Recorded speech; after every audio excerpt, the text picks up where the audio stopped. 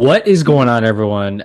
It's your guy, Cole Jackson, back here on Road Raiders, coming to you on Tuesday, giving you an overview of the Baltimore Ravens depth chart post-draft. We have the 2025 draft class. It's time to see where things shake out, where the Ravens have more work to do before we jump into it. Big thank you to One Bone for sponsoring this video. You can go over to One Bone, use Cole Jackson 15 promo code. They are one of the best at sponsoring offensive linemen, all the big boys in the trenches. You can see their new arrivals here. This is inclusive clothing made for men, especially big and tall wear. That's why offensive linemen have been super into One Bone. You can see their best sellers there. Really recommend the Bullet Tee. I have a bunch of them. It is some of the best. And again, that's code Cole Jackson 15 over at One Bone. I'll drop the link down in the description below. So let's dive into the depth chart, taking a look at the updates, starting with the offense. So as you can see here, obviously rookies are highlighted in gold. The Ravens, most notably on offense, making significant investments in their offensive line. They come away with a third-round pick in Emory Jones out of LSU and a seventh-round pick at the left guard. So Emory Jones was a right tackle for LSU. I have him slotted in here at right guard because I think that's going to be his position at the NFL level. I'll be doing a film breakdown on him on Friday to explain why. Dellinger is the left guard from that LSU line. I have him competing with Voorhees. So I think I had two main priorities with addressing the offensive line. I wanted to get depth in here for the guard position and to compete for those starter spots with Voorhees and Daniel Falele.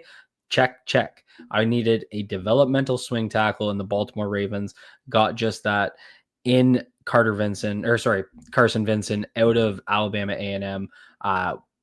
One of the most toolsy prospects in this class, has everything except for the top film to kind of put it together. And when I say top film, that's because he's coming from a small program, didn't play against Power 5 schools a ton. We'll see when we do his film. He did play Auburn this year and he struggled. We'll also take a look at his Senior Bowl reps to see how much better he got throughout that week. But this was the developmental swing tackle I've been asking for. He is a true tackle. He's long, he's big. He's athletic as all hell, scoring an 8.9 on his RAS. So he just has all the tools. It's all going to be about how quickly they can shape him. And I think if you take a look at the depth chart, Carson Vincent is in the perfect spot. Doesn't need to start right away. Doesn't really need to start in his first 2 years. Ronnie Stanley's here for 2 years. Roger Rosengarten's obviously here. So the question becomes, where else could they add on this offensive line? I do think it would be worthwhile. They brought in George Fant for a visit before, a veteran swing tackle, a guy that's played both left and right side off the bench. I do think that would make sense because it would allow Vincent to continue to develop and not thrust him into a position he may not be ready for. So whether or not they do that will be interesting. But other than that, I feel very good about what the Ravens did with their offensive line. All I ask for is that we have an honest competition, particularly at right guard, between Emory Jones and Daniel Falele. I just want to see the cream rise to the top. If 77 wins that battle, I'll shut my mouth and support it. But I want to see a true positional battle, and I want to see the best player based on performance starting at that position. They also addressed the wide receiver room, bringing in LeJounte Wester out of the University of Colorado, playing with Shooter Sanders and Travis Hunter. This is going to be one of the return specialists, little slot receivers, kind of replaces Deontay Hardy. Wasn't a whole lot I thought the Ravens could have done in the wide receiver room. They have their top three in Zay Flowers, Rashad Bateman, and DeAndre Hopkins. And then you got Wallace, Walker, and Nail Wester. So I think they brought in the right skill set. I think bringing in a returner makes a ton of sense. Tylan Wallace will continue to be a key special teamer. Tez Walker, hopefully he'll get a couple looks as an outside wide receiver, but I think they did a really good job there in targeting the right skill set. I know a lot of people wanted a big body receiver, but I just don't see them taking snaps away from Bateman, Hopkins, and Flowers, especially with how much 12 personnel they run. Didn't address running back, which not necessarily surprising. I think they want to give an honest look to Rasheen Ali. Keaton Mitchell's going to be a year healthier. Justice Hill obviously stepped into a big role last year. And then quarterback, we're good. That's kind of the offense. So that's kind of where I see some more movement could potentially be really at that swing tackle position. If they want to bring in a guy like George Fant, who may be very cheap, that they can bring in just to kind of, in case a Ronnie Stanley injury comes up, then you're not forced to flipping Roger Rosengarten. You're not forced to playing Vincent if he's not ready. And, Stanley could get hurt in the first few weeks for all we know, right? And we want to have Vincent be able to develop because that long-term upside is so high. And I would compare it to a guy like Joe No Boom for the Rams, a guy like Alaric Jackson, who was able to develop on the Rams as a swing tackle who took over and became paid starters. So that's really what I see as that long-term path. That's why I don't mind getting a guy that's not going to contribute right away. They invested in high-level traits, high-level athleticism, and a guy that has all the length, the strength, everything in the package. They just have to fold him into a good football player. Now, when we flip into the defensive side of the ball, obviously a lot more investment in terms of total overall picks. So they come away with Mike Green in the second round to come in and compete at the pass rush position. I think he'll fit into the Sam role, but I'm sure, he could play rush as well. I just kind of see him as a guy that can play that wide side of the field with his run defense being so solid and being more of a stand-up guy. I really see him fitting in behind Kyle Van Noy, and probably eventually this year taking over that kind of starter spot, or at least starter level snaps. I think he's that good and that pro ready that he could do that. And it'll really help Kyle Van Noy because it'll keep him fresher, manage his snaps a little bit. But really what impact this has is on both David Ajabo and Adisa Isaac.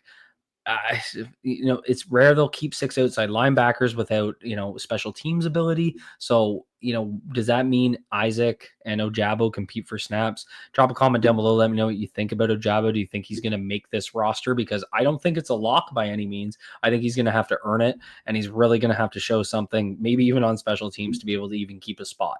When you move inside to the defensive tackle positions, one tech remains the biggest. They didn't get a nose tackle. It remains the biggest gap on this defense, in my opinion, in terms of having a body in the seat. They literally don't have a backup for Travis Jones. That's kind of that true nose tackle. Michael Pierce retired. They didn't fill it in the draft. They didn't fill it in free agency. And I think if you look around, there's not a ton of guys right now they could come in and you feel real good about. So there's going to be cuts. There's going to be camp cuts. They did bring in a couple guys. Names escaping me. The big guy from Nebraska. I can't think of his name right now. He's got a funny name. He's a UDFA that could come in and compete. They're bringing back guys like CJ Ravenel, who kind of stood out a little bit last year. CJ Okoye's coming back. So we'll see if one of those UDFAs from last year could step up, but I do think a vet at the one tech. But other than that, I think the D-line's in really good shape. Peebles is a heck of an addition. He's the exact type of pass rush upside guy I wanted. Broderick Washington can be that situational run defender, kind of what they had in Brent Urban. You got Matabike as obviously the stud 3 tech, but then Peebles becomes that situational pass rusher. I've been asking for a guy that could kind of be that Milton Williams role, right, before he really broke out, as a guy that could spell Travis Jones and give us 2 defensive tackles with a little bit wider alignment. I think Peebles is exactly that guy. He excelled as a pass rusher. He was in top 5 in this draft class in terms of interior defensive line for pass rush win rate last year. So he's a guy that can get after the quarterback. We go outside, take a look at the cornerback room. The Ravens bring in two guys that are really interesting. Bilal Coney out of Western Kentucky, Western Michigan, and Roger Longerbeam out of Rutgers. Two guys that, I got to really dive into their film to give you guys much of an opinion, but I wanted them to bring in 2 corners. They brought in 2 corners. A lot of guys just weren't familiar with Coney, but I've been noticing when you look around on Twitter and draft recaps, a lot of the film folks really seem to like Coney. So I'm excited to dive into his film in the next week and really, digest what type of player he can be. So really looking forward to that. And Roger Longerbeam was a guy that I heard very early in the process they were interested in. I have him here as an outside corner. He's also going to factor into kind of that backup slot corner role. Very fast guy, undersized, but with really good speed. So, he's going to factor in and replace a little bit of what I think they were hoping to get out of Pepe a couple years ago.